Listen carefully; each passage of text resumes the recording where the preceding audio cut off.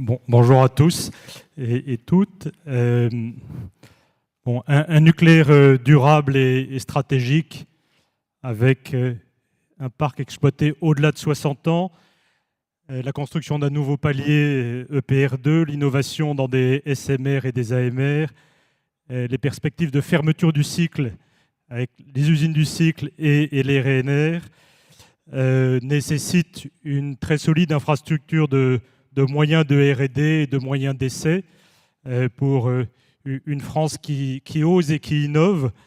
Voilà, ce sont les joyaux de la couronne. Et donc dans cette première table ronde consacrée au paysage français, nous allons explorer ou résumer quels sont les besoins à court, moyen et long terme en termes de moyens d'essai.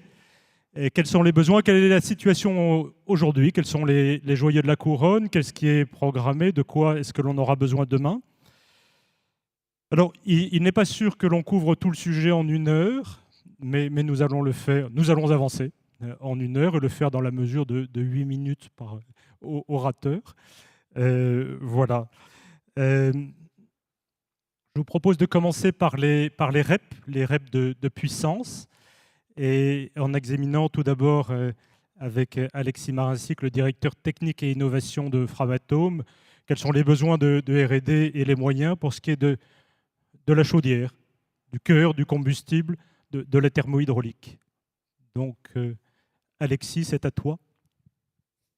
Merci Bertrand pour cette invitation et pour me donner l'opportunité de partager sur cette question d'autant plus importante que nous vivons aujourd'hui une période où le numérique, les algorithmes peuvent paraître omnipotents.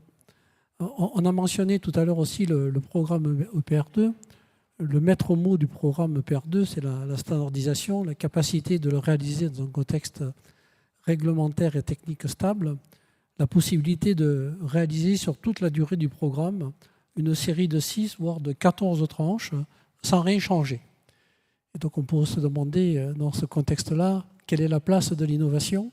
Donc on a eu l'occasion vendredi dernier de traiter ce sujet-là avec le GIFEN, mais l'innovation, elle est essentielle, pas forcément pour aujourd'hui le programme EPR2, mais pour tous les autres aspects qui ont déjà été cités en introduction, et pour Framatome, sur développer nos moyens industriels, pour viser à la performance de nos moyens industriels, mais aussi de participer aux performances du parc, en particulier en prenant en compte l'arrivée de plus en plus importante de moyens de production intermittents, et aussi pour augmenter la durée de vie des installations. Cela a déjà été cité plusieurs fois.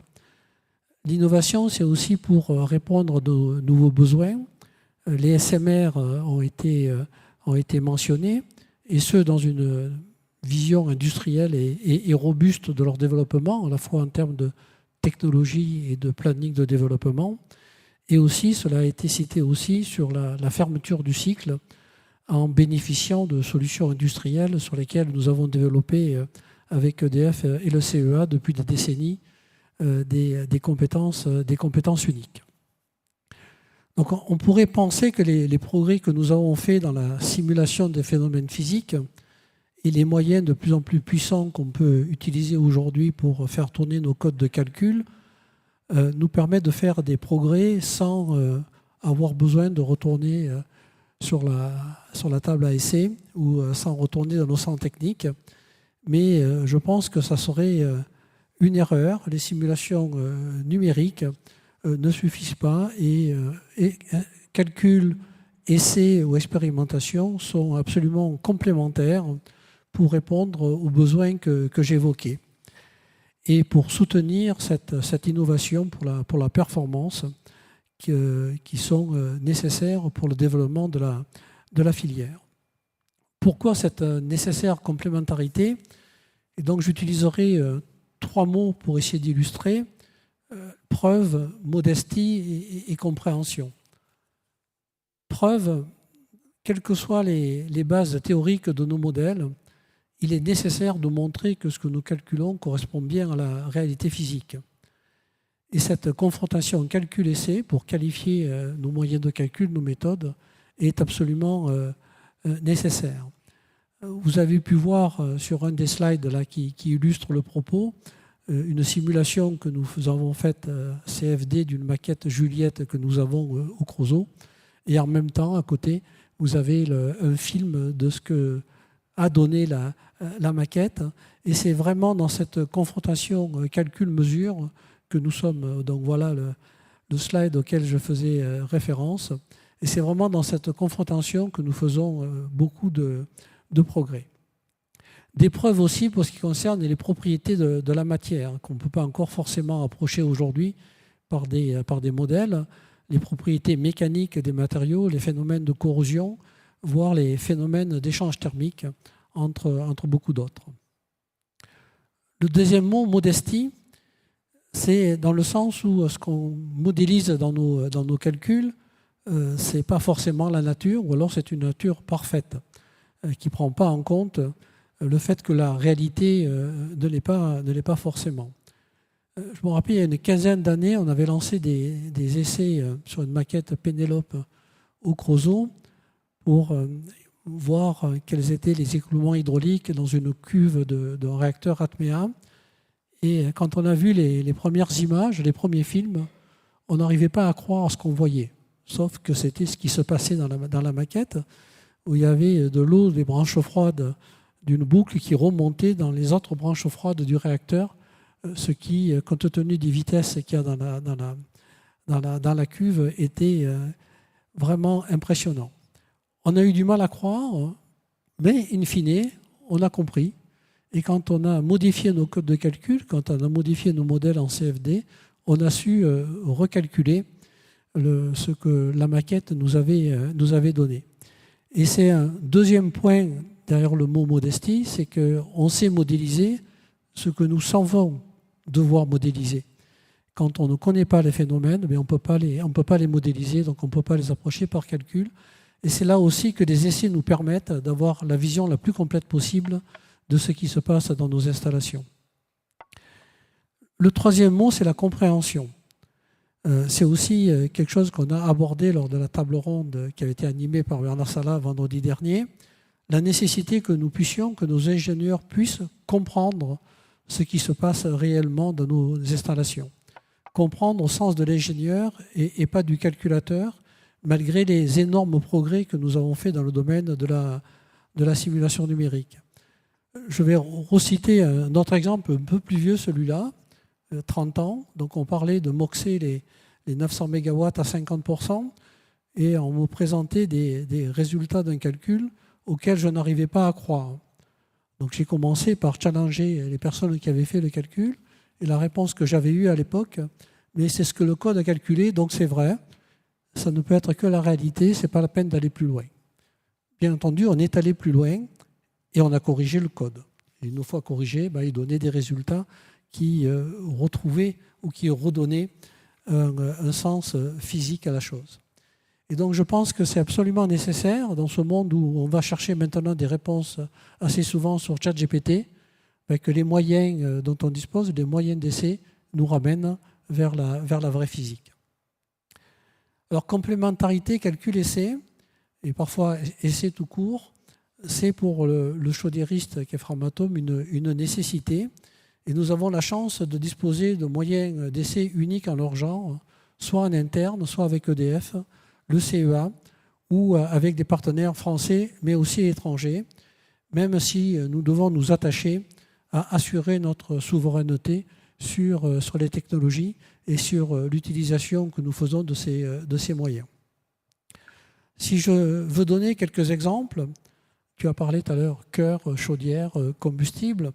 Premier point, le premier peut-être au tout milieu, c'est le combustible pour lequel il est absolument nécessaire de disposer de capacités de développement et de qualification de nouvelles conceptions d'assemblage pour aller plus loin, toujours plus loin dans la performance et pouvoir aussi avoir des capacités d'examen du combustible irradié. Donc pour cela, nous avons des centres techniques proches de nos usines de fabrication du combustible, à Ugine, le centre de recherche sur les composants, à Cerca, le centre de recherche et d'innovation, où on travaille en particulier sur le développement d'une filière prototype de fabrication de triseaux, à Karstein, avec un laboratoire qui permet de faire des prototypes, en particulier en fabrication additive, mais aussi avec la boucle CATI, qui nous permet de faire des essais de flux critiques. Aussi des bancs d'essais au Creusot, mais aussi les boucles Hermès à Cadarache au CEA. Et Laurent Queny les a cités tout à l'heure, les boucles Atalante, l'ECA et l'ECI au CEA, et qui sont aussi un asset important pour Framatome. Les matériaux, avec nos laboratoires de mécanique à Erlangen, au Creusot, dans la BU combustible, auprès de nos usines, pour faire parler la matière, pour mieux la comprendre et pour mieux l'utiliser, afin de participer toujours à développer des marges et à favoriser l'augmentation de la durée de vie. L'hydraulique et la thermohydraulique, avec des capacités d'essai à l'échelle 1 ou à échelle réduite, avec des boucles que nous avons à Karstein, Erlangen, au Creusot, et les noms de ces boucles CATI que j'ai déjà mentionnées, mais aussi Copra, Piter, Juliette, Hydravib, pour n'en citer que quelques-unes, mais ça donne une idée de la diversité des moyens. La mécanique est souvent le lien entre la mécanique et l'hydraulique, comme la boucle Hydravib au Creusot, qui permet d'évaluer les conséquences vibratoires sur les internes de cuve de l'interaction flux de structure, mais aussi travailler sur la fatigue et la tribologie. Et enfin, les essais intégraux. Et donc là, on regrette tous à Framatome, mais je pense au-delà de Framatome, l'abandon de la boucle PKL que nous avions à Erlangen et qui a dû être démantelée pour redonner à Siemens les terrains sur lesquels elle était mise en place. Mais boucles qui seraient essentielles aujourd'hui pour travailler à développer des systèmes utilisés sur les SMR. Et d'ailleurs, les derniers essais que nous avons faits sur la boucle PKL, c'était pour un safety condenseur, donc en moyenne d'évacuation passive de la puissance des générateurs de vapeur. Donc ces moyennes d'essai, ceux de Framatome, de nos partenaires EDF, le CEA, sont vraiment un asset pour notre filière, un élément clé pour encore progresser dans les performances du parc, la durée de vie, le développement des SMR et la fermeture du cycle. En ce sens, c'est pour nous des actifs stratégiques qui doivent rester souverains, soit pour lesquels nous devons trouver des alternatives souveraines quand le risque est important, que cela nous échappe. Ils représentent aussi des investissements, et cela a été mentionné à l'instant, importants, qui requièrent des moyens. Et je pense utile de penser à comment utiliser au mieux les leviers que constituent France 2030, les PIEC et Euratom pour nous aider tous collectivement à avancer sur les moyens d'essai qui supportent le développement de la filière.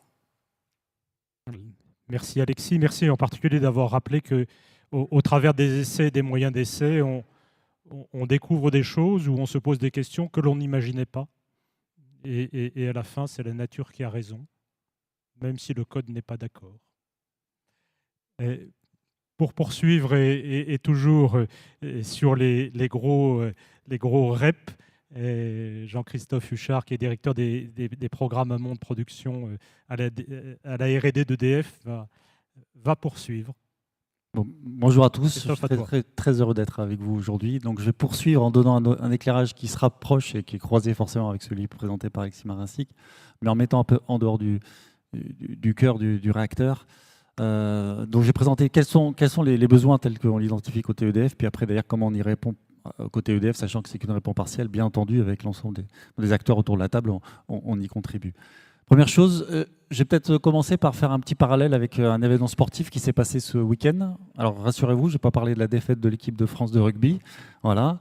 Mais je vais parler plutôt en fait de ce qui s'est passé en Australie avec la Formule 1, parce que je trouve qu'il y a beaucoup de parallèles entre ce qu'on fait côté nucléaire et c'est la Formule 1.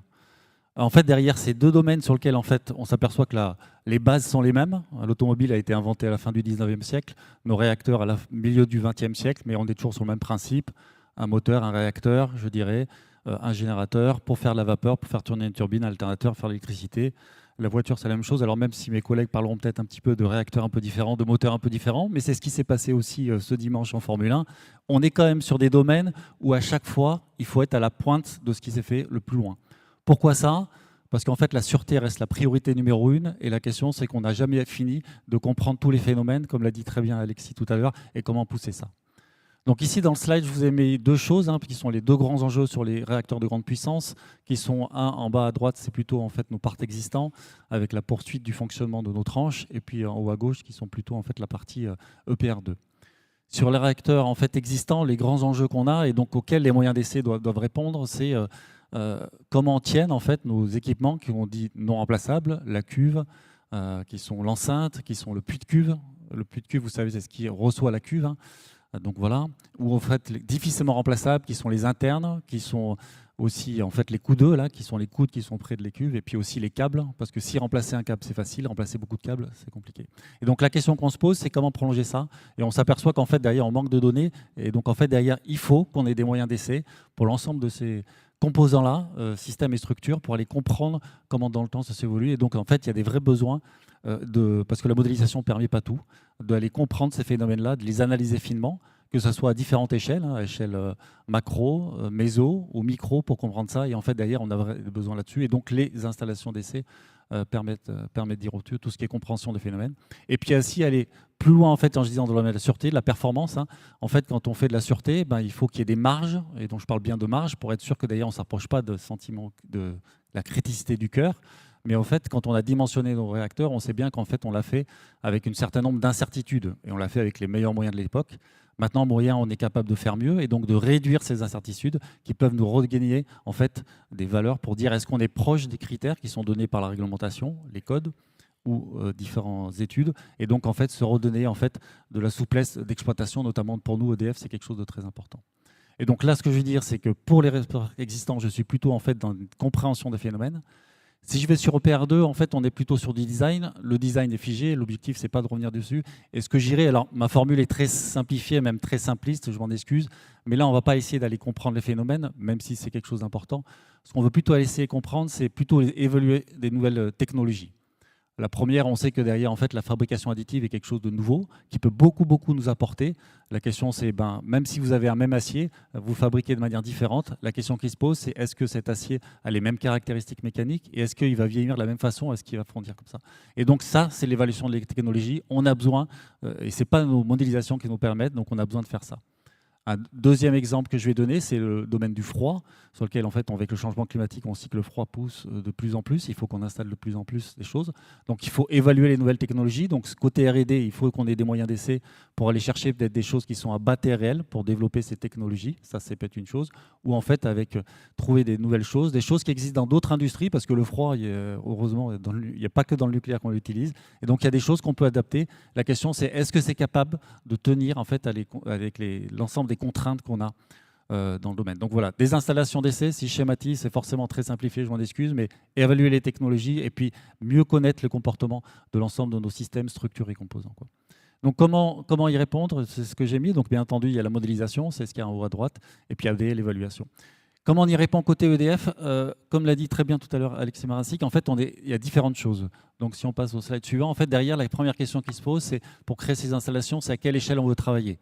Donc vous avez ici en fait en haut à gauche la maquette Vercor, qui est une maquette qui reproduit en fait à l'échelle 1/3 une enceinte. Donc en fait la question, voilà, la première question qu'on se pose, c'est à quelle échelle il faut qu'on analyse ça. Des fois ça sera à grande échelle, comme on a une Vercor, sur lequel après d'ailleurs on pourra faire de la modélisation. Puis comme ici vous voyez en fait en surimpression un jumeau numérique pour essayer de prédire en fait le comportement de ce composant dans le temps. Donc voilà, à quelle échelle le fait. D'échelle beaucoup plus petite, en fait, derrière, Alexis a présenté tout à l'heure en fait, ce qui se passe à la taille de cuve. Moi, j'aurais parlé en fait, des phénomènes qui sont beaucoup plus loin dans la thermohydraulique. On a aussi les systèmes passifs. En fait, comment essayer en fait, d'aller comprendre les systèmes passifs. On sait que nos codes, notamment quand on a des très faibles vitesses, ne sont pas capables de modéliser ceci. Donc, il faut qu'on aille chercher ça. Et donc, du coup, on a des échelles très petites. Et donc, du coup, en fait, ce que vous avez à droite, où on a une boucle d'essai, ça représente très schématiquement en fait, une piscine réacteur dans laquelle il y a des assemblages combustibles. On sait qu'il va y avoir en fait de la convection naturelle qui va s'initier et comment essayer de maîtriser ça et de bien comprendre ça et que nos codes soient le plus précis possible là-dessus. Donc voilà, on travaille avec différentes échelles. Différents matériaux, ça a été bien précisé parce que je vous ai parlé tout à l'heure donc des aciers. Donc ça, c'est quelque chose, c'est un cristal, comment ce cristal évolue dans le temps. Le béton, c'est une sorte de composite. Donc voilà, c'est d'autres façons aussi de comprendre ça. Et puis après, les polymères, les câbles, comment comprendre ça? On s'aperçoit qu'on est sur un matériau, le comportement des matériaux, mais avec 3 façons de faire différentes. Donc ça, c'est quelque chose aussi d'important. Sur les maquettes, ce que je voulais dire aussi, parce qu'on en parle, je trouve pas assez souvent, c'est comment construire des maquettes, comment développer des maquettes. Et ça aussi, on parlait tout à l'heure de formation, ça a été bien noté. Je pense que c'est quelque chose d'essentiel. Quand on demande de développer une maquette, en fait, on part à chaque fois from scratch. À chaque fois, c'est un prototype, c'est un first of a kind. Et la question, c'est quelque chose de très important. Donc, avoir, et on a tous dans nos entités des ingénieurs qui sont capables de faire ça. Mais c'est voilà, quels sont les paramètres influents qu'on veut représenter? Comment les faire? Par exemple, ici en bas à gauche, vous avez, vous reconnaissez en fait un système de vortex qui se développe dans une branche auxiliaire. En fait, la question, c'est bien entendu, on ne va pas faire ça à 150 bars, 300 degrés. Comment je réduis à l'échelle? Comment je fais quelque chose à une température beaucoup plus basse? Comment je conçois ça? Et comment je m'assure que les paramètres que je prends sont bien les paramètres en similitude? Voilà, ça c'est quelque chose qu'il faut développer, qui est quelque chose de complexe à faire. Et donc, on a des ingénieurs qui ont fait ça. Donc je reviens aussi sur le développement des installations, c'est quelque chose de complexe. La question qu'on pose aussi, et derrière, ce qu'il faut, c'est les mesurer. Parce que si je veux en fait améliorer mon code, il faut derrière que je mesure les grandeurs physiques. Et en fait, c'est quelque chose de pas si facile. Donc la métrologie, c'est souvent quelque chose qui est un petit peu oublié. Voilà, par exemple, je reviens un peu sur mon système passif. C'est comment mettre en fait un capteur qui ne va pas venir perturber l'écoulement. Parce que ça, c'est très facile de mesurer, mais souvent, en fait, on vient perturber la grandeur. Dans toutes les écoles d'ingénieurs, on apprend que voilà, tout capteur perturbe la grandeur. Ben voilà, comment faire que derrière ce que je vais mesurer soit aussi pertinent. Donc voilà, c'est des choses qui sont très importantes à avoir et donc du coup à développer. Donc voilà, développer ça, construire les centrales, puis après derrière répondre à toutes ces questions, donc à différentes échelles. Donc des fois, en fait, vous voyez en fait en haut à droite là, on a une maquette en fait qui est dans nos halls hydrauliques sur lequel en fait on vient reproduire en fait une tempête, parce que derrière, enfin, on a de l'interaction et du couplage en différentes choses. Donc vous avez ici, en fait, si vous voulez faire quelque chose, il faudra avoir un code qui fait 2D qui c'est en liquide pour représenter la mer. Vous devez avoir des enrochements et voir en fait derrière comment la digue tient. Donc en fait une interaction fluide-structure très complexe. Et après derrière comment tout ça en fait va déferler au-delà de la digue si possible. Donc on s'aperçoit que c'est trop compliqué pour aller en fait être modélisé. Et donc c'est pour ça qu'il faut des fois des échelles nulles. Et puis après pour finir quelque chose, parce que d'ailleurs en fait on peut pas tout représenter. Et donc, du coup, la meilleure solution, en fait, c'est d'aller chez Dame Nature pour aller voir comment ça se passe. Et donc, c'est ce que vous avez en bas à droite, notamment quand on veut simuler des codes pour voir en fait comment la sédimentologie se passe ou comment la courant se passe quand vous avez des écoulements à surface libre. Et la meilleure solution, c'est encore d'aller voir Dame Nature et donc d'aller sur le terrain. Donc, vous avez ici une représentation. Nous allons faire des mesures et c'est aussi des compétences très fortes. Ça revient avec le lien métrologie, c'est avoir ces compétences, je pense, et ces moyens d'essai qui sont capables d'aller sur site, mesurer en fait derrière comment en fait les dépôts se font et comment en fait derrière on peut capitaliser tout ça dans nos codes de calcul, ce qui est vraiment très important. Donc voilà. Donc pour synthétiser, je dirais 2 grands enjeux pour tout le système. Et c'est comme la Formule 1, il faut qu'on soit, je pense, à la pointe de la technologie parce que c'est ça qui fera la performance de nos centrales de demain. Merci beaucoup Jean-Christophe. Ce qui est très marquant dans tous ces moyens d'essai d'EDF, de Framatome, du CEA, c'est le couplage systématique que l'on voit et sur le terrain dans les labos entre les codes, la mise au point des codes et l'expérimentation. Et tout ça basé sur la métrologie et avec beaucoup d'innovation dans la métrologie. Ce qui est marquant aussi, c'est la variété des échelles, tu l'as dit, entre le phénomène élémentaire, qu'il soit neutronique, que ce soit une flamme pour étudier l'incendie, que ce soit un centimètre cube de matériaux, et puis des bâtiments réacteurs entiers, enfin, à l'échelle, mais quand même très impressionnant. Alors, la France s'engage dans un grand programme pour fermer totalement le cycle du combustible et qui comprendra des réacteurs à neutrons rapides nécessairement. Donc, on va demander à Stéphane Sarrad, qui est directeur des programmes énergie au CEA et également président du GIF, quels sont les besoins de R&D pour les RNR de puissance et quel est l'état du parc? Qu'est-ce qu'il faut? Et nous parlerons d'AMR après. Merci beaucoup Bertrand. Bonjour à toutes et à tous. Merci tout d'abord de m'avoir invité, me donner la parole pour effectivement parler de la 4e génération. Alors avec effectivement deux perspectives. La première perspective, donc celle du cas français avec ma modeste expérience au sein du CEA, et puis peut-être ouvrir aussi en faisant le lien avec les besoins exprimés à travers le Forum international Génération 4 qui lui va regrouper l'ensemble des concepts possibles. Alors si on vient sur je dirais l'aspect français, je crois que la meilleure façon de commencer c'est de revenir sur ce qu'a présenté Laurent Cueny sur sa première planche, puisque moi j'ai moi-même passé 10 ans à Marcoule. Et effectivement, Phénix, donc ce réacteur de RNR sodium, fait partie de la longue histoire de la 4e génération française, avec tout d'abord Rhapsody à Cadarache, et ensuite donc Phénix, Super Phénix, le projet Astrid. Et comme tu viens de le dire, effectivement, donc le fait de se projeter avec la perspective du prochain Conseil de politique nucléaire sur la fermeture du cycle et l'utilisation de RNR. Alors, l'exemple français, c'est à la base, vous l'avez compris, des réacteurs neutrons rapides refroidis au sodium, et c'est ce qui a un peu structuré l'ensemble de la R&D pendant des dizaines d'années autour de ces problématiques. Si on regarde à l'heure actuelle les besoins qu'il va falloir de toute façon soit activer, soit concevoir, et on va tourner bien évidemment autour des besoins de compréhension des phénomènes en termes de thermohydraulique par exemple et d'écoulement pour les RNR sodium. Donc ça, ce sont les choses que le CEA a déjà fait, que le CEA continuera à faire. Je pense que c'est important aussi de citer dans le cas de ce type de réacteur le besoin que nous allons avoir de moyens d'irradiation, puisque ça, c'est quand même un enjeu qui est très, très, très important. Concevoir ce type de réacteur, ça va nécessiter des moyens qui vont nous permettre d'avoir une meilleure compréhension et donc d'avoir des moyens d'irradiation que nous n'avons pas sur le sol français à l'heure actuelle. Et c'est une vraie problématique importante sur laquelle nous devons tous collectivement travailler. Et il y a aussi toute cette notion que tu as évoquée, de couplage entre l'expérimental et les codes. Alors pourquoi ? Parce qu'en fait, vous le savez, traditionnellement, le nucléaire s'inscrit dans un temps long et puis l'objectif, c'est d'accélérer. Et accélérer, ça veut dire être en capacité de faire de la R&D différemment, c'est-à-dire pas forcément avec, comme on l'a connu, des montées incrémentales en niveau de représentativité et en niveau de TRL, mais aussi réfléchir à des expérimentations hybrides qui vont coupler à la fois l'expérimental, à la fois la simulation, et tout ça pour nourrir des codes. Donc ça a été évoqué aussi tout à l'heure, cette notion de partage de data au niveau expérimental, ça va être aussi un très très gros enjeu pour nous, pour aller justement sur le développement de connaissances à travers les infrastructures et les moyens et les codes de simulation, notamment vis-à-vis de la sûreté, qui vont être développés. Donc tout ça, je pense que vous le savez. Si on regarde maintenant un petit peu plus loin, puisque dans le cadre du GIF, on voit bien qu'il y a donc les réacteurs à neutrons rapides refroidis par métaux liquides, donc le sodium et le plomb.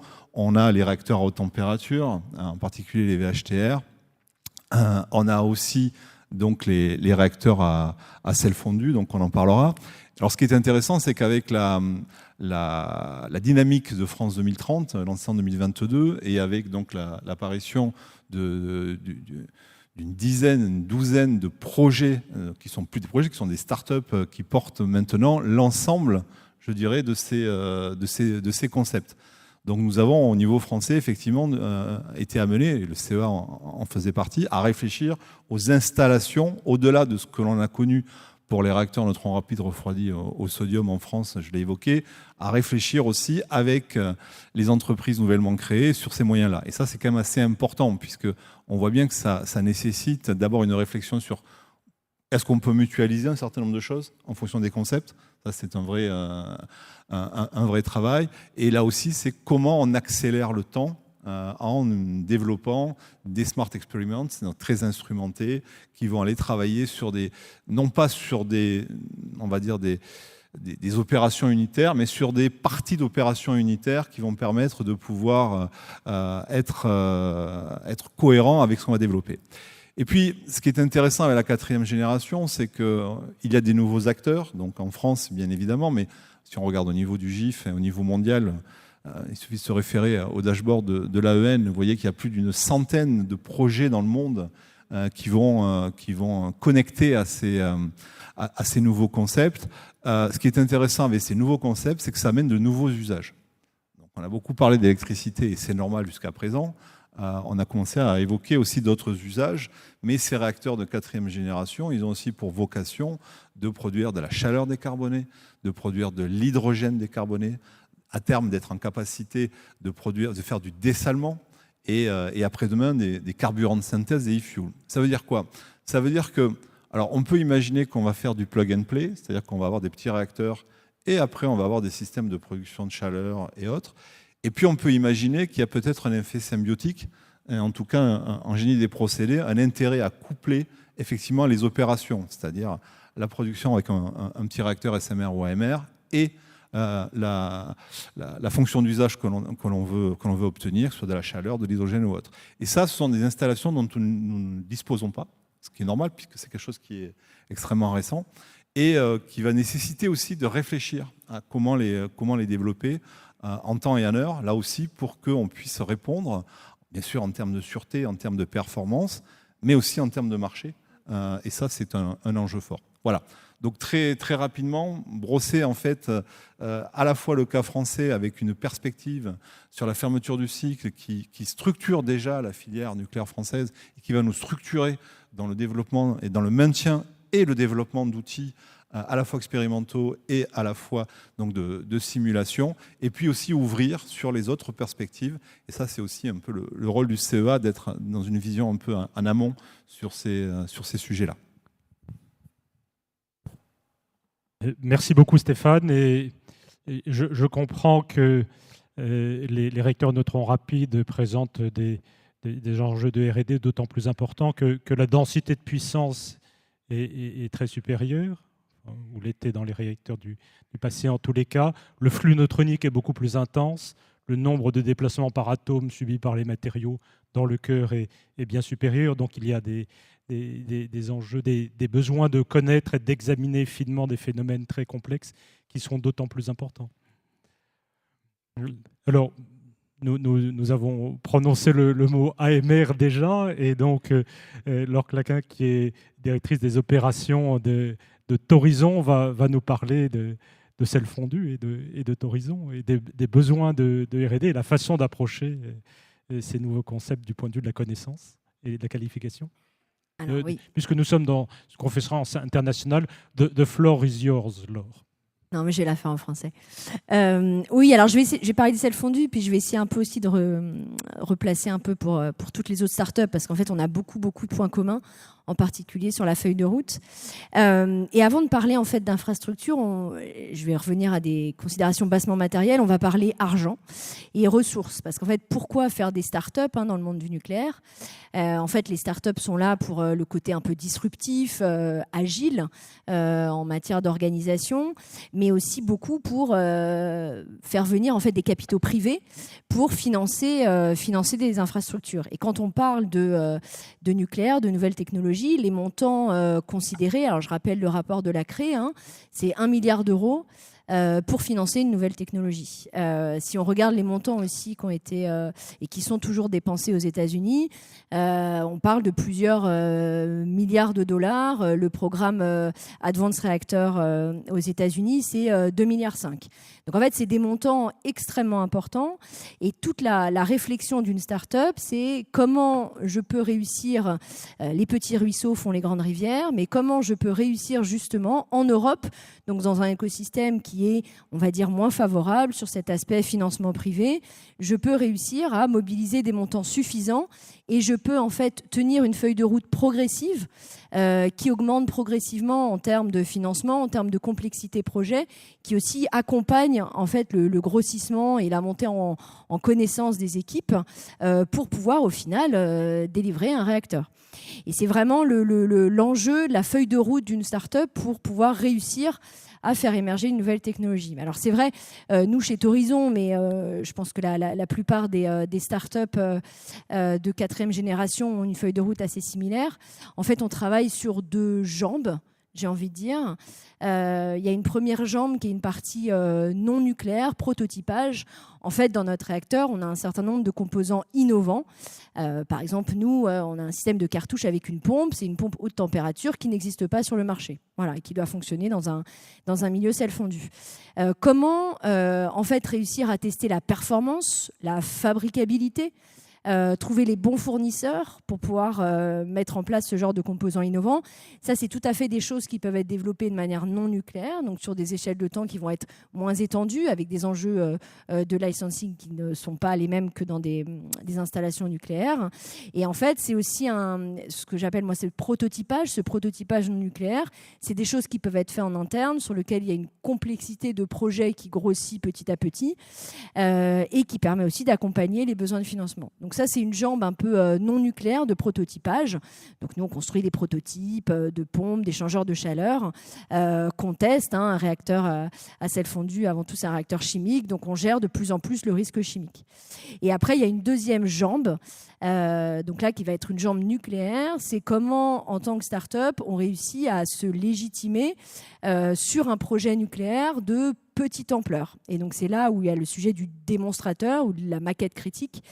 Donc nous, c'est le programme Pioneer dans notre feuille de route, mais globalement, comment réussir à construire un premier objet nucléaire suffisamment simple pour pouvoir aller assez vite sur le licensing. Et aussi, alors un certain nombre de mes collègues l'ont rappelé, mais il y a toute une partie code, modèle, c'est un peu l'œuf et la poule, les codes et les modèles, c'est-à-dire que sur une technologie innovante, il va falloir commencer à générer des premiers phénomènes nucléaire, mais pour pouvoir avoir validé avec l'autorité de sûreté que vous pouvez faire cette expérience, il faut avoir les codes pour la prouver.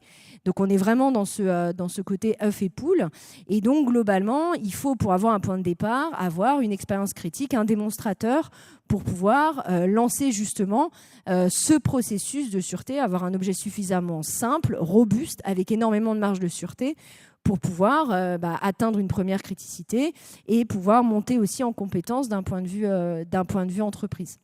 Donc voilà, donc il y a vraiment ces deux jambes-là sur des objets qui sont, on va dire à chaque fois, raisonnablement compliqués et qui permettent après d'avoir une feuille de route crédible.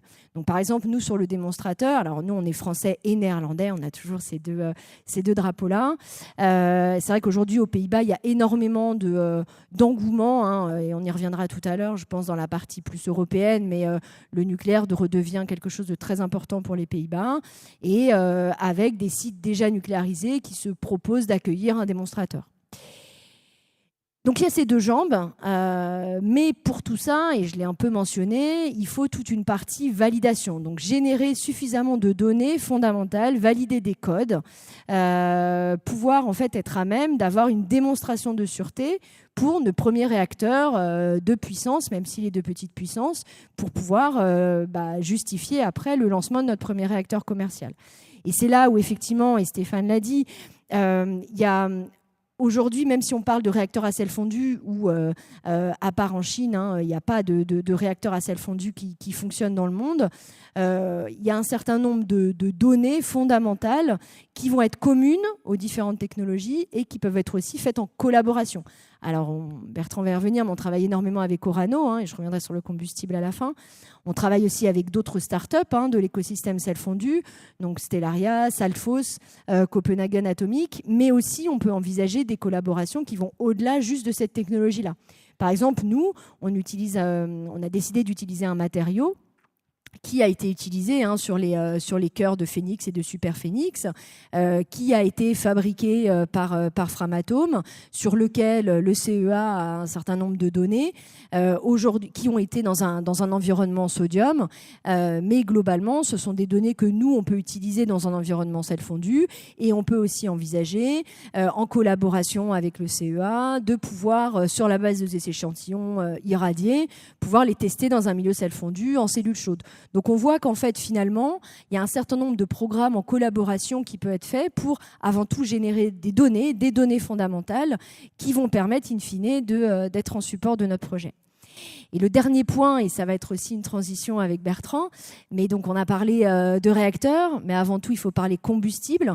Si vous prenez aujourd'hui tout l'écosystème des startups dans le monde, le point critique sur l'ensemble de ces réacteurs-là, c'est le combustible. C'est aujourd'hui être en mesure de qualifier, de produire le combustible pour ces réacteurs-là. Et donc c'est vrai que nous aujourd'hui, donc on est sur des sels chlorés, on travaille en collaboration avec Orano.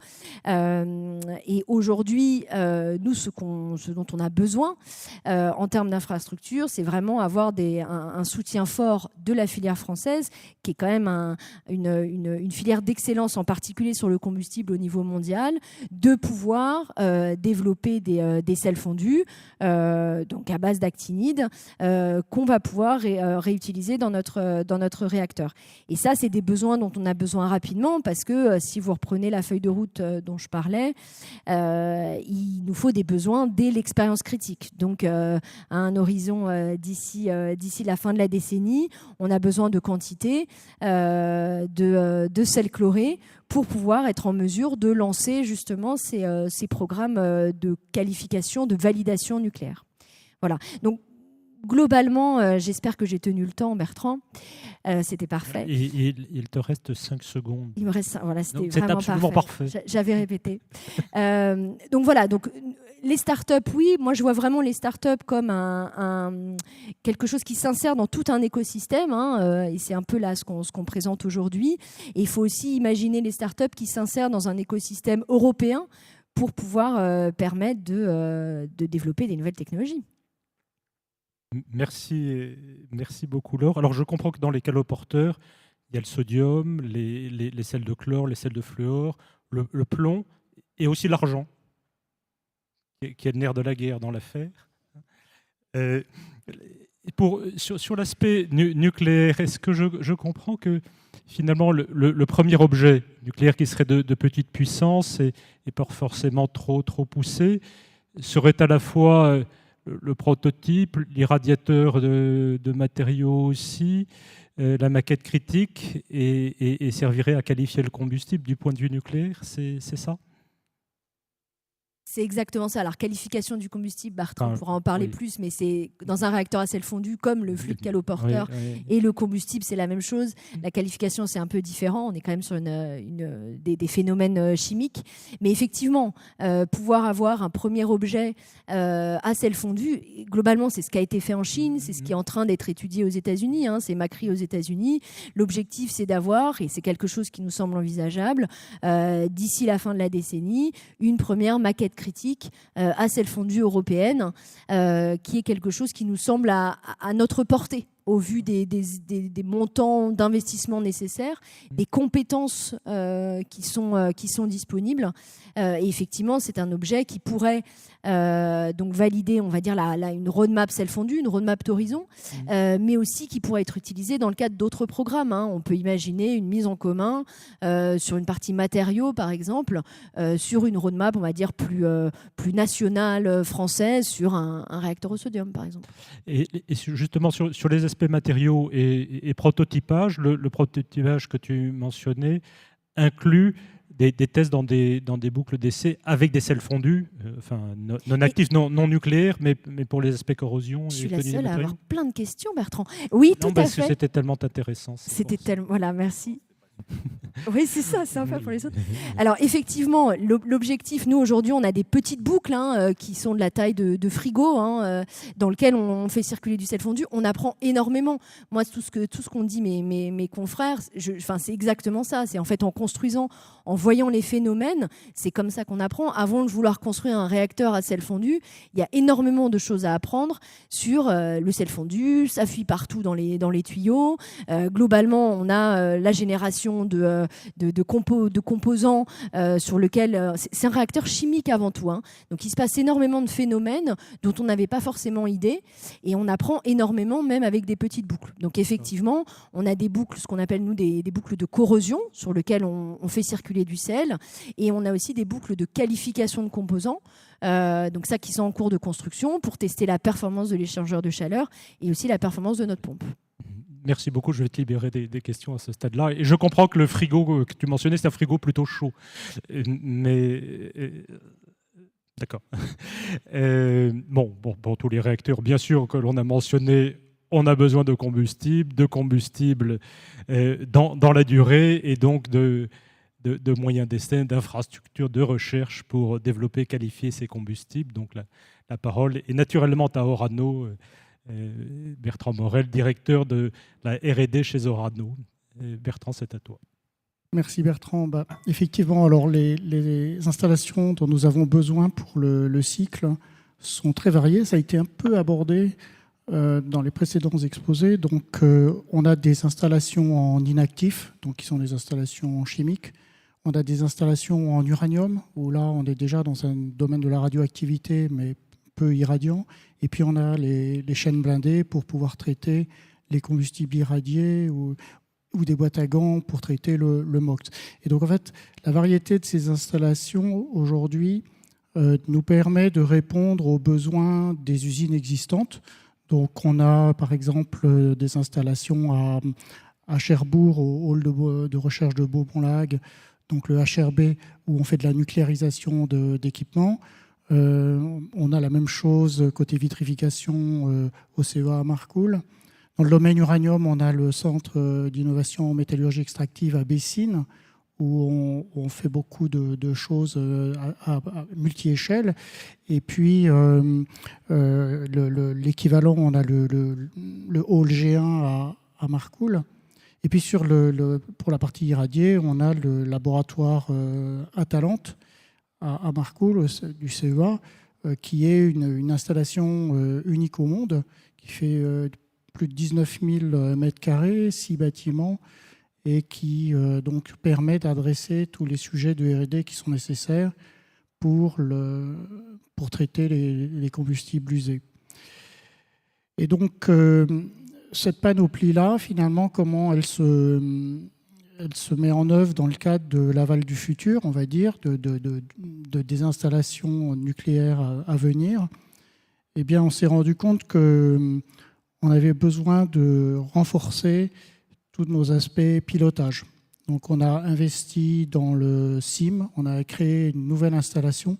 On envisage de créer un nouveau bâtiment pour tester le nouveau solvant, le projet de nouveau solvant. On investit au HRB. Alors, on a déjà investi dans une petite extension pour pouvoir traiter le sujet pérennité-résilience. Mais là, on va développer 5000 m² pour un HRB2 qui permettra de répondre aux besoins de cette future usine. Et puis, bon, côté combustible irradié, donc en fait, à Talente, le CEA cherche à le prolonger le plus longtemps possible, jusqu'à environ 2050. Donc, en fait, pour l'instant, on est bien couvert. Et Stéphane parlait du temps long. Combien de temps ça prend pour développer un projet R&D depuis le début, TRL 1, on va dire, jusqu'à TRL 9 ? On a fait un petit REX. Donc, premier projet qu'on a trouvé, c'est le dissolveur roux. Dans les années 70, on a mis 15 ans pour le développer. Et là, aujourd'hui, on travaille sur le nouveau solvant. On estime, parce que ce n'est pas tout à fait terminé, que ça prendra environ 25 ans. Pareil, le creuset froid, phase 1, MOZR, à peu près 25 ans. La phase 2, pas tout à fait terminée non plus, mais à peu près du même niveau. Donc en fait, on est sur des durées très longues. Comment accélérer ? On a parlé bien sûr d'utiliser davantage la simulation numérique, les jumeaux numériques. C'est quelque chose qui est absolument fondamental. Surtout qu'on n'a pas toujours les moyens de construire à l'échelle 1 un pilote en actif. C'est souvent l'usine. Et là, on peut prendre évidemment 0 risque. Alors, qu'en est-il de la fermeture du cycle de la génération 4 ? C'est pas un sujet si facile que ça, parce que même si la France a pas mal d'expérience, effectivement, avec Phénix, Superphénix, etc., pour ce qui est du traitement capacitif de MOX-RNR, ça n'a pas été fait. Ce qu'on faisait en 1 an à l'époque, il faudrait demain, dans quelques temps quand même, le faire en 1 jour. Donc, du coup, on parle vraiment d'une accélération des choses. Et on voit qu'avec les temps de développement des projets R&D, si on veut être en mesure de traiter du MOX-RNR post-2070 à des quantités élevées, eh bien, il va falloir pas trop tarder à développer les procédés, à commencer maintenant. Donc, dans ce qui est de la fermeture du cycle, en fonction bien sûr des décisions du CPN. Donc il est prévu d'avoir une phase de quelques années de R&D pour explorer les procédés les plus à même de traiter le MOX-RNR de manière capacitive. Et puis également, on a prévu des pilotes pour fabriquer des premières quantités de MOX-RNR et puis traiter des petites quantités de MOX-RNR. Mais globalement, on sera obligé de prendre des réserves pour pouvoir, dans la future installation ADF, avoir des pilotes pour développer les nouveaux procédés qui auront été mis au point à l'échelle labo dans les années qui viennent. Alors après, il y a le sujet effectivement des AMR et comment on traite ce sujet-là. Donc, alors, les AMR, il y a plusieurs strates. Il y a la strate du plutonium, évidemment. Donc, celle-là, elle se raccroche aux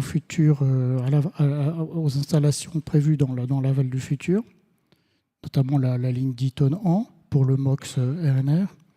Et puis, il y a peut-être une strate à envisager à plus court terme qui est sur l'uranium enrichi, parce que ça permet d'aller plus vite et ça permet de démarrer peut-être des premiers réacteurs, soit combustible oxyde, soit sel fondu, soit triso, on en parlait, qui fonctionnent avec cet uranium enrichi. Et donc, dans ce cadre-là, il y a un certain nombre de besoins qui apparaissent. Et donc, typiquement, nous, au Tricastin, on a un projet de construire un nouvel atelier pilote qui permettent de traiter l'équivalent de 10 kg par heure d'uranium, donc c'est des quantités pas nulles, quoi, et de tester donc des nouvelles technologies de conversion ou de déconversion de l'UF6 très enrichi. Voilà un peu le panorama côté cycle. Merci beaucoup Bertrand d'avoir résumé en quelques mots très clairs un univers qui est quand même extrêmement vaste. Et tu as bien rappelé les échelles, que ce soit les tailles, les surfaces des laboratoires et des installations ou les durées de mise au point. Je crois qu'on peut prendre quelques questions de la salle, s'il y en a.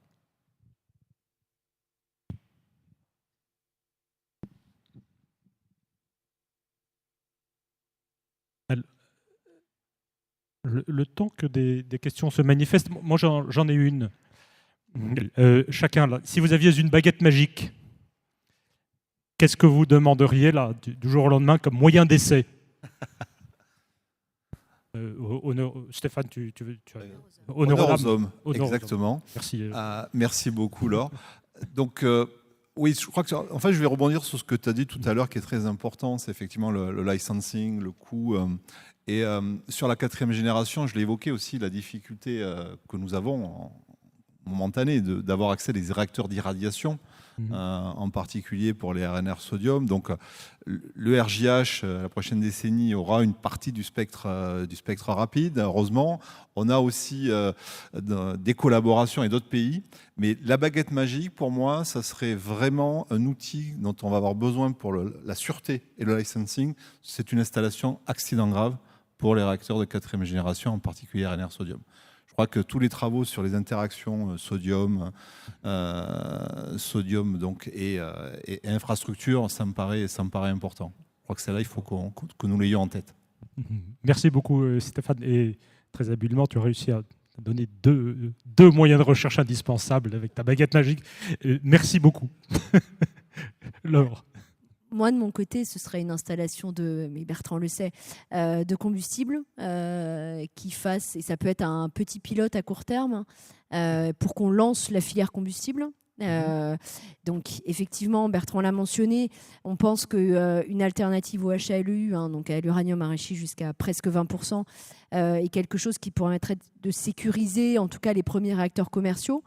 Pour un démonstrateur, il faudrait quand même le faire au plutonium si on veut atteindre un spectre rapide. Donc si j'avais une baguette magique, ce serait une petite installation pilote qui fasse du PuCl3 et qu'on obtienne pas trop tard. Très clair. Voilà, c'est ma l'histoire. Merci beaucoup. Allez, Alexis. Je l'ai déjà presque un peu évoqué tout à l'heure en disant que j'avais un regret avec la boucle PKL d'Erlangen. Oui, d'accord.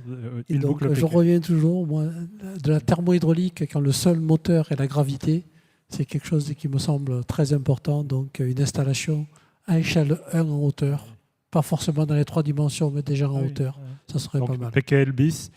Et en se souvenant peut-être qu'il y a quelques années, il y avait un sujet de sûreté à voir dans les études d'accidents un peu compliqué à faire. Il fallait modéliser plus de tubes de générateurs de vapeur que ne le faisait Qatar, et on a utilisé PKL, si je me souviens bien. Donc il y a à peine quelques années, on n'avait pas prévu qu'on en aurait besoin pour ça, mais on l'avait le moment venu.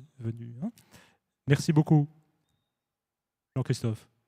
Il m'a piqué mon idée, donc voilà. Oui, mais non, il t'a piqué ton idée. En fait, la question, et tu as le droit à une deuxième baguette magique. Ta première a déjà été remplie. Je vais prendre un petit pas de côté parce que d'ailleurs, je partage tout à fait ce qui a été dit.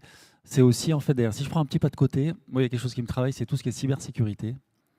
Et la question, c'est aussi, alors ça n'a pas lieu avec la neutrotique, le cœur combustible, mais en fait, la question, c'est comment on assure que nos systèmes sont sûrs et comment on a des boucles d'essai qui permettent de s'assurer que ce qu'on développe est sûr vis-à-vis de la cybersécurité. Je pense que c'est un sujet. Alors, on a quelque chose côté R&D, mais je pense qu'on peut faire beaucoup plus sur ce sujet-là.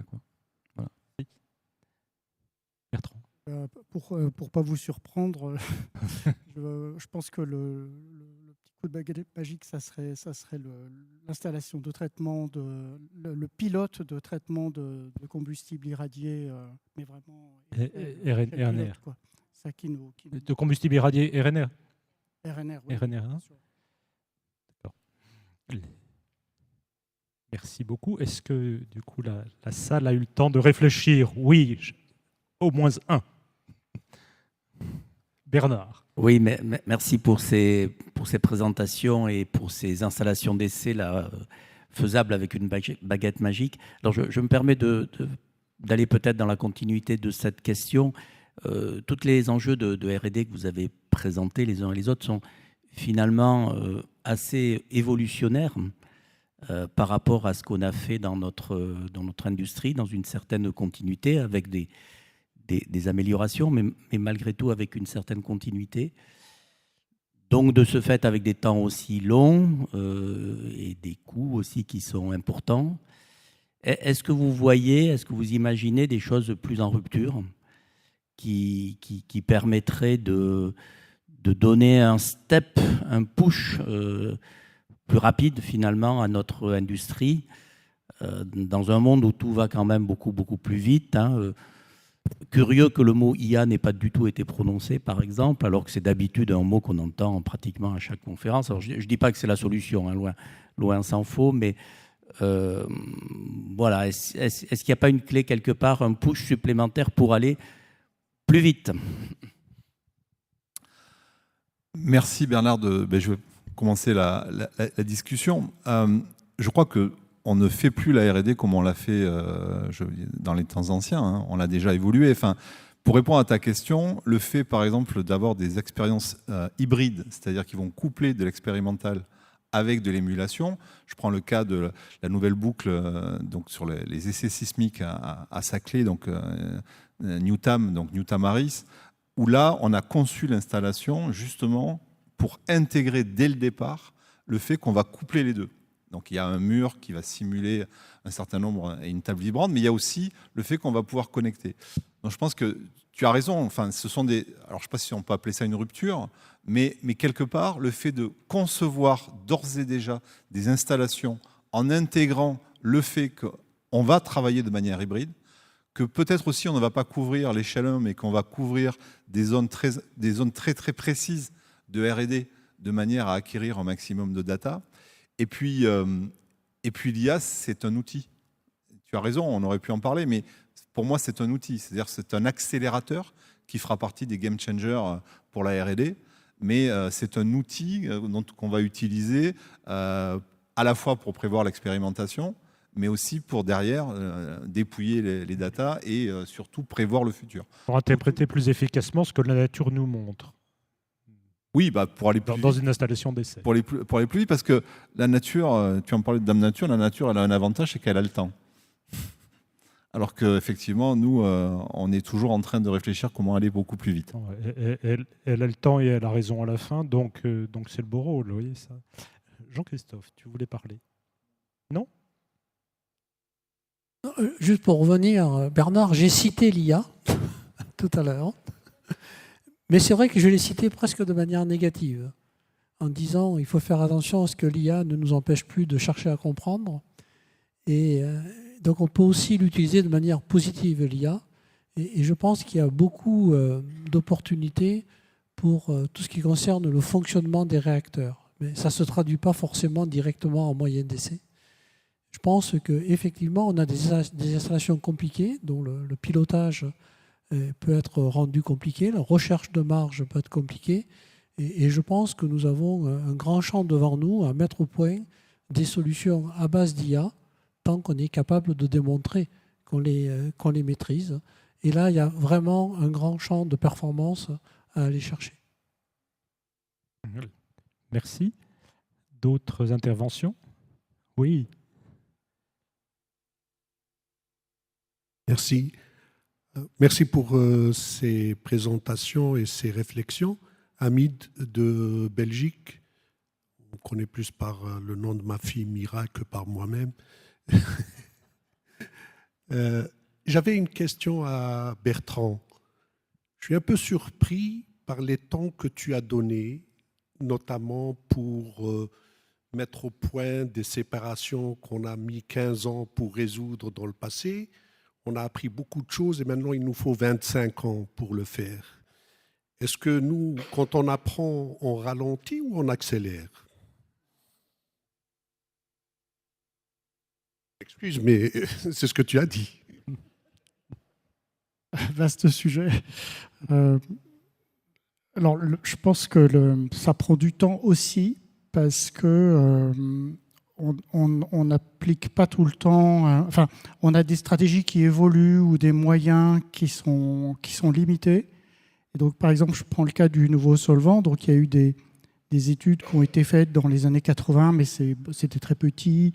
Puis ça s'est arrêté pendant une vingtaine d'années. Puis ensuite, c'est reparti. On a fait un essai à La Hague, ça n'a pas bien marché.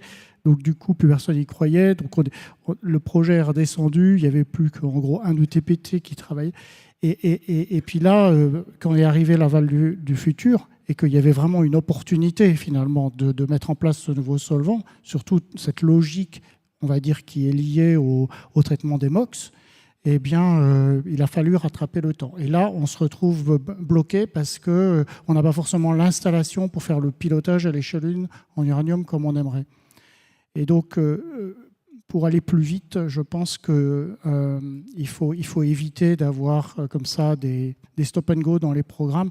J'ai plein d'exemples de projets à La Hague où ça s'est arrêté pendant 2-3 ans, puis ça a repris. Ça, c'est parce qu'en fait, on avait peu de moyens et qu'on a dû gérer les priorités et à la fin, finalement, ça s'étire dans le temps. Et le jour J, quand on décide de construire une usine ou quand maintenant on dit qu'il faut fermer le cycle, on n'est pas tout à fait prêt. Merci Bertrand et merci pour la question. Oui? Pardon.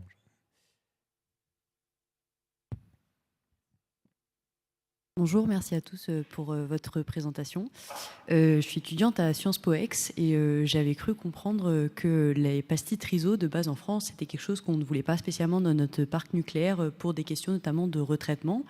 Et j'ai regardé, du coup, parallèlement à ce que vous avez dit, Monsieur Marincic, je crois, et Monsieur Morel, sur les pastilles Triso en France. Donc effectivement, il y a une note technique là, de la SFEN qui est sortie en décembre 2025 qui indique que du coup, Framatome a lancé effectivement une ligne pilote de Triso, mais c'est pour le HALEU. Et du coup, ma question, c'est est-ce que c'est à la fois pour soutenir du coup les SMR français, notamment Jimmy, qui du coup est actuellement à l'étape 4, du coup, à niveau de la phase réglementaire pour ces dossiers de sûreté. Du coup, est-ce que c'est pour soutenir les SMR ou est-ce que c'est potentiellement une application qu'on verrait si de futurs modèles de centrales nécessiteraient ce type de combustible, du coup une pastille triso, ou est-ce que ce serait Framatome a décidé également de développer des pastilles triso pour l'export, gagner des nouveaux marchés, ou si c'est, en tout cas, est-ce que c'est la France a changé son point de vue sur les pastilles triso dans son usage en France notamment, quoi. Déjà, sur le triso, à rappeler qu'il y a 20 ans, Framatome avait fabriqué à partir de particules triso des compacts qu'on a testés sur des réacteurs américains et qui ont donné de très très bons résultats. Donc, c'est pas quelque chose de nouveau. Le triso, en tout cas l'utilisation de pastilles triso. Framatome, on ne s'est pas lancé dans le développement de SMR à part Neward avec EDF.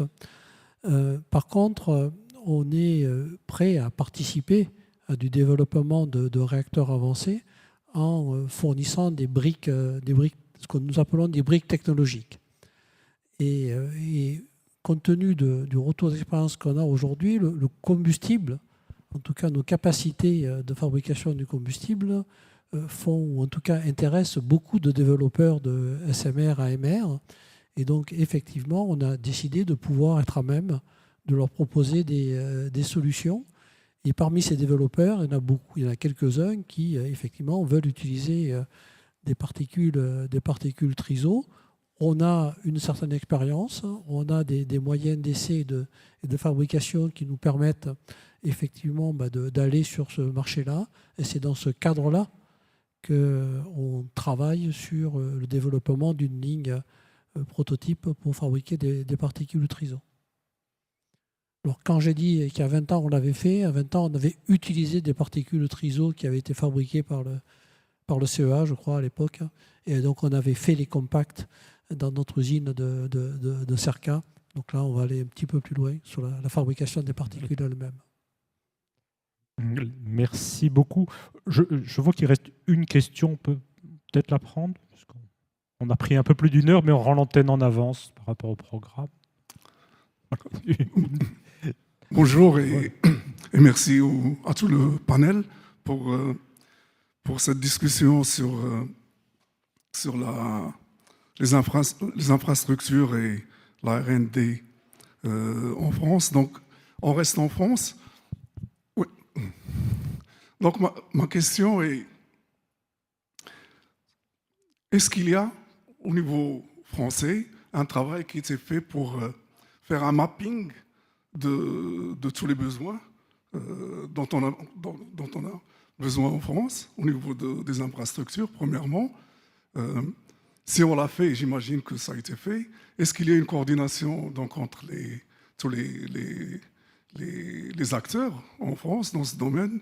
Est-ce qu'il y a un budget qui existe pour répondre à ces besoins qu'on a identifiés au niveau français? Est-ce qu'on a aussi identifié au niveau international des partenaires avec qui on peut travailler dans le cas où on n'arrive pas à faire nous-mêmes ce travail en France? À mon avis, il faut que ce panel sorte avec une conclusion dans ce sens. Merci de cette question conclusive et qui fera une bonne transition avec les panels suivants sur l'Europe et grand international. Stéphane, en un mot. Alors, merci beaucoup pour votre question. En fait, il y a 3 questions dans votre question. La première, est-ce que la cartographie et les besoins ont été faits au sein de la filière? La réponse est oui. Pourquoi? Parce que ça répond à une demande d'un des conseils de politique nucléaire qui a demandé, donc c'est le CEA qui était le coordinateur qui devait prendre la plume pour avoir une feuille de route à 15 ans des installations dont la filière imagine avoir besoin. Donc la réponse est oui, ce travail a été fait et a permis de se projeter sur la plupart des installations que nous avons évoquées. C'est vrai qu'il était, donc ce travail a été fait il y a 3 ans, il était plus orienté vers les réacteurs à eau pressurisée, hein, les REP, mais on avait commencé à imaginer un petit peu des choses. Voilà, première question. La seconde question, est-ce qu'il y a de l'argent qui va avec? Je dirais que je ne l'ai pas encore vu, s'il y en a. C'est clairement le vrai sujet, puisqu'en fait, vous voyez bien qu'il y a des installations sur lesquelles, de toute façon, on les a évoquées, elles sont incontournables et qu'on a projetées. Et puis, il y a les installations dont on imaginerait avoir besoin. Et vous voyez bien que ces décisions-là vont venir au cas par cas. Donc, je dirais que les financements arriveront en même temps que les décisions. Et la troisième question, c'est est-ce que d'ores et déjà des collaborations internationales sont imaginées pour les installations dont nous ne disposons pas? La réponse est bien sûr oui. Vous m'avez entendu, je suis un peu lourd sur les réacteurs d'irradiation type RNR. Et donc, effectivement, la discussion que nous avons avec nos collègues japonais sur le réacteur Joyo sont complètement dans cette dynamique-là de collaboration.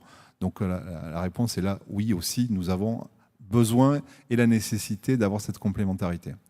Vous voulez dire un ultime mot de l'ultime fin? Un ultime mot, en fait, là-dessus, en fait, ça fera l'introduction avec la table ronde suivante sur le côté européen. Donc, il y a aussi un projet européen qui s'appelle Offer, dans lequel, en fait, derrière, des gens mettent à disposition des boucles d'essai, et donc la Commission européenne abonde. Et donc, c'est un moyen aussi de répondre et d'avoir la visibilité de tout ce qui se fait en Europe et de partager. Donc, voilà, je vous invite à aller voir avec la plateforme SNETP cet outil Offer.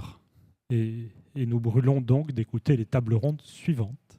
Mais un grand merci.